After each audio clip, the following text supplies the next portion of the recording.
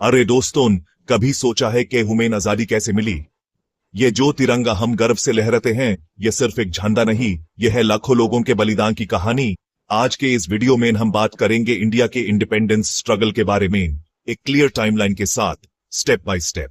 1857 के पहले सिपाही विद्रोह से लेकर 1947 के आजादी तक यह सफर एक ब्लॉकबस्टर मूवी से कम नहीं था। ड्रामा, एक्शन, सैक्रिफाइस और स्ट्रैटेजी सब कुछ था। लेकिन यह कहानी सिर्फ हिस्ट्री बुक्स तक नहीं, ये हमारे समाज, हमारी आइडेंटिटी का हिस्सा है। तो चलो इस एपिक जर्नी को समझते हैं, फैक्ट्स के साथ, थोड़ी सी मसाला भी ऐड करके। और हाँ, वीडियो एंड तक देखो, क्योंकि लास्ट में एक बड़ा सा रेवलेशन है जो शायद तुम्हें सोचने पे मजबूर कर दे। सब्सक्राइब करो, बेल आइकॉन दबाओ और लेट्स डाइव इनटू इंडिया की आजादी का सफर।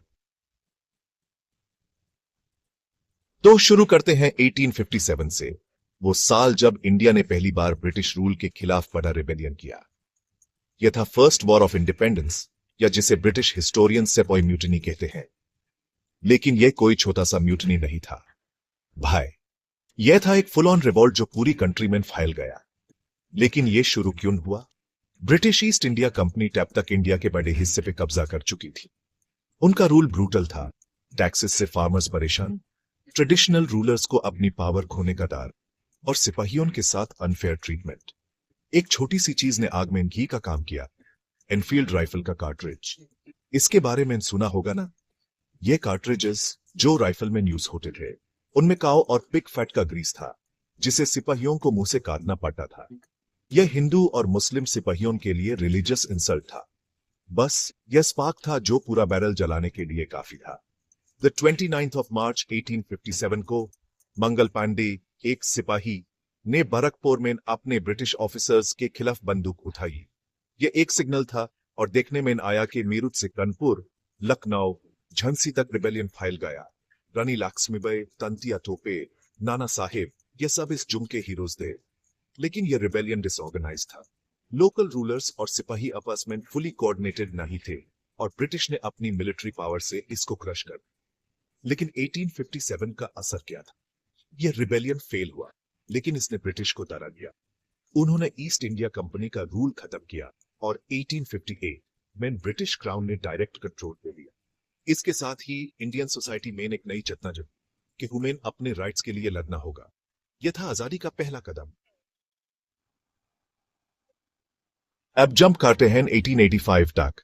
यह एक टर्निंग पॉइंट था, क्योंकि यहां से ऑर्गेनाइज्ड पॉलिटिकल मूवमेंट शुरू हुआ। इंडियन नेशनल कांग्रेस (INC) का फॉर्मेशन हुआ। एलन ऑक्टेवियन ह्यूम, एक रिटायर्ड ब्रिटिश ऑफिसर, के लीडरशिप में। ENC का am the moderate reforms, better jobs for Indians, representation in governance और फेयर पॉलिसीज। यह कोई रेवोल्यूशनरी ग्रुप नहीं था भाई, बल्कि एक प्लेटफॉर्म था जहां एजुकेटेड इंडियंस अपनी बात ब्रिटिश के सामने रख सके। लेकिन यह मॉडरेट अप्रोच सबको पसंद नहीं थी। 1900s के शुरू में लीडर्स जैसे बल गंगाधर तिलक, बिपिन चंद्र पाल और लाला लाजपत राय, जो लाल बल पल के नाम से फेमस हुए, इन्होंने कहा, अरे ये पिटीशन लिखने से क्या होगा, ह्यूमन तो स्वराज चाहिए। तिलक ने तो बोल्डली कहा, Swaraj is my birth right and I shall have it. ये एग्रेसिव नेशनलिज्म ने यूथ को इंस्पायर किया और इसने ब्रिटिश को थोड़ी सी टेंशन भी दी।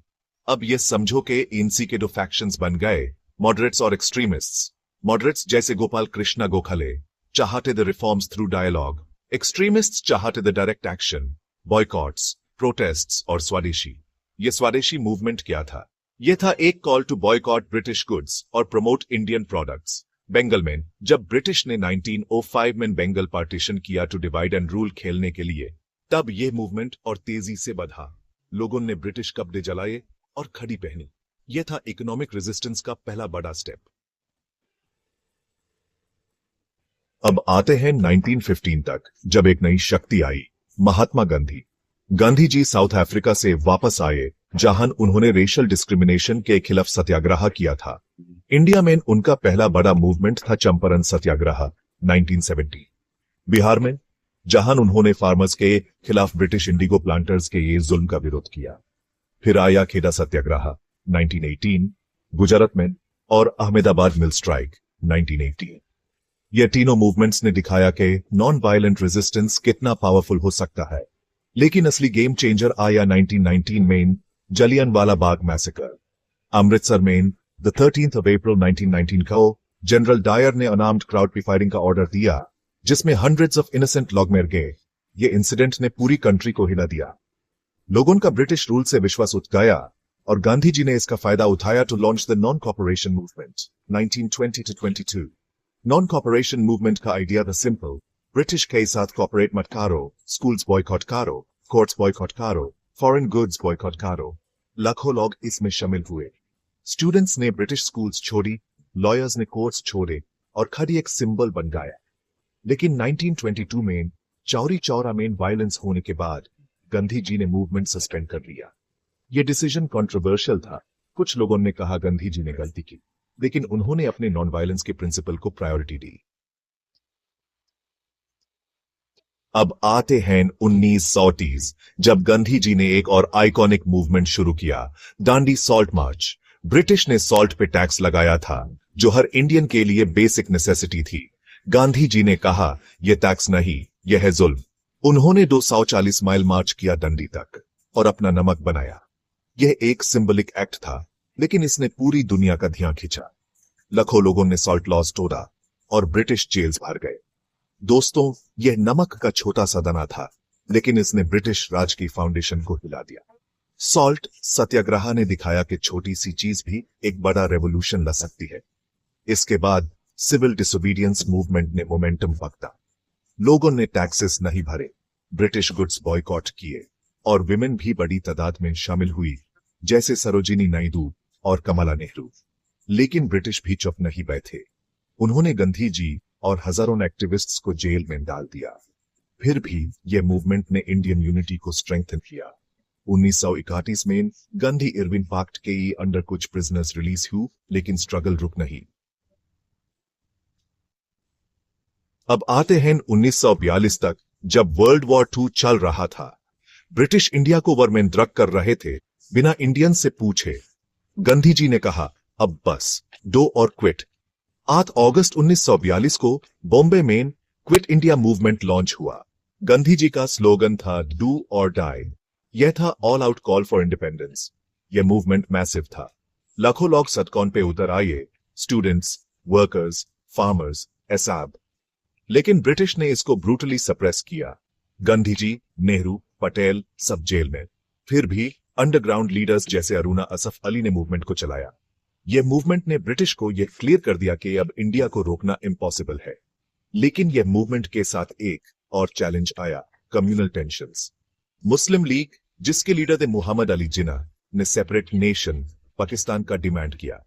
यह डिवीजन ने इंडिपेंडेंस स्ट्रगल को कॉम्प्लिकेट किया और इसका असर हमें आगे देखने को मिलेगा। फाइनली आते हैं 1947। वर्ल्ड वॉर 2 के बाद ब्रिटिश इकोनॉमिकली और पॉलिटिकली वीक हो चुके थे। उनके पास इंडिया को होल्ड करने की ताकत नहीं थी। क्विट इंडिया मूवमेंट और इंटरनेशनल प्रेशर ने उनको मजबूर किया। 1946 में ब्रिटिश ने कैबिनेट मिशन भेजा टू प्लान इंडिपेंडेंस, लेकिन कम्युनल टेंशंस के वजह से यह प्लान फेल हुआ। आखिर में लॉर्ड माउंटबैटन ने 3 जून 1947 को पार्टीशन प्लान अनाउंस किया, इंडिया और पाकिस्तान। 15 अगस्त 1947 को इंडिया आजाद हुआ और जवाहरलाल नेहरू ने अपना iconic tourist with destiny speech दिया। लेकिन यह आजादी बिटर स्वीट थी। पार्टीशन के साथ आई वायलेंस, लाखों लोग में क्रोर्स डिस्प्लेस्ड हुए। यह एक ट्रेजेडी थी जिसे हम आज भी याद करते हैं। दोस्तों, 15 अगस्त 1947 को हमें आजादी मिली, लेकिन यह आजादी के साथ एक बड़ी कीमत भी आई। पार्टीशन का दर्द आज भी हम फील करते हैं। लेकिन यह कहानी सिर्फ ट्रेजेडी की नहीं, यह है सैक्रिफाइस, यूनिटी और रेजिलियंस की कहानी। गांधी जी, नेहरू, पटेल, भगत सिंह, सुभाष चंद्र बोस और लाखों अननोन हीरोज, इन्होंने हमें यह आजादी दी। अब यह रेवलेशन का टाइम है। इंडिया की आजादी का स्ट्रगल हमें क्या सिखाता है? यह कि यूनिटी इज स्ट्रेंथ। 1857 से 1947 तक अलग अलग कास्टे, रिलीजन और रीजन्स के लोग एक साथ आए। आज भी जब हम डिवर्सिटी में यूनिटी दिखाते हैं, तब हम अनस्टॉपेबल होते हैं।